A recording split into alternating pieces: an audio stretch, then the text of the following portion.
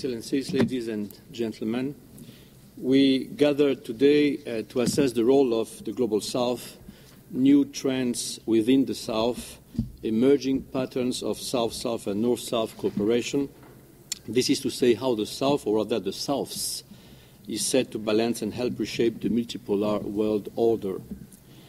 One may question why an independent, non-political and non-profit organization such as the EnergyPact Foundation proposed to discuss the Global South agenda for a sustainable world in the context of the 50th anniversary of the non-aligned movement.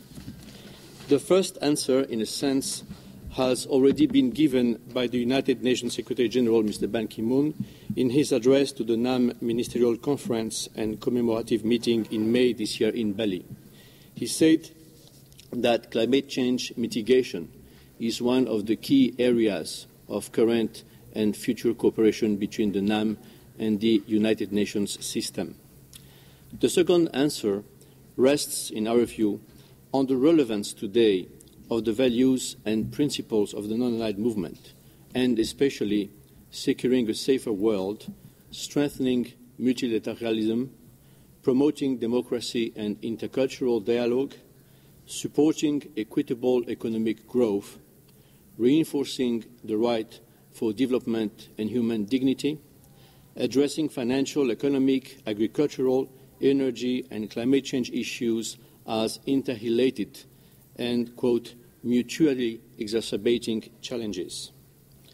Ladies and gentlemen, this is exactly how we at the EnergyPact Foundation would like to see the global world agenda prioritized.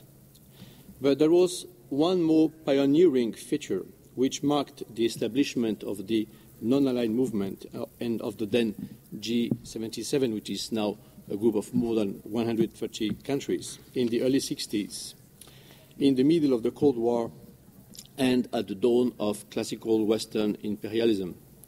The non-aligned movement then created a unique form of administrative style who appears today as ideally fit for the diversity and fast-evolving complexity of our world. This administrative style is based on a non-hierarchical, rotational and inclusive functioning with working groups and committees to support the activities of the rotating chairs.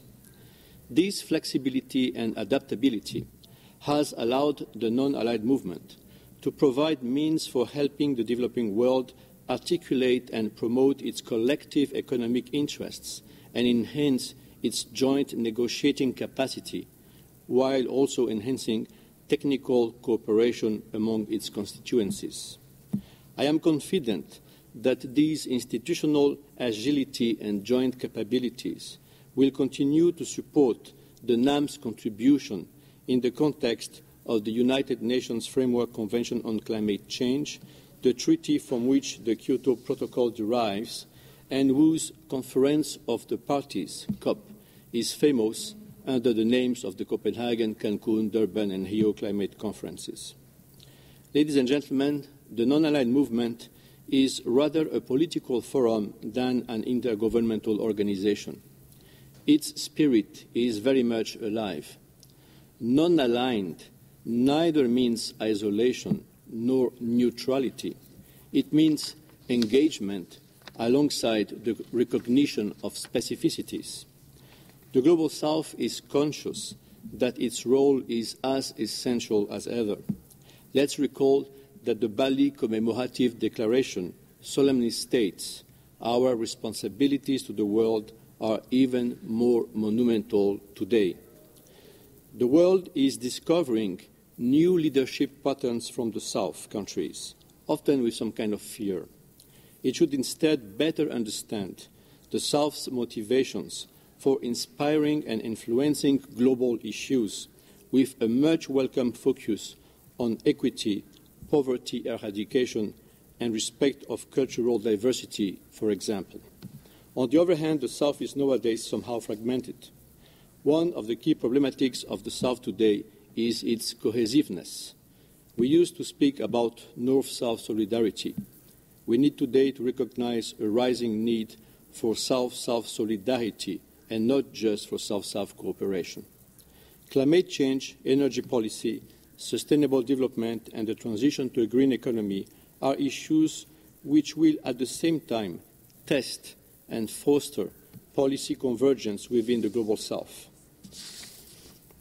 I take the opportunity of these closing remarks to inform you on two upcoming EnergyPact events.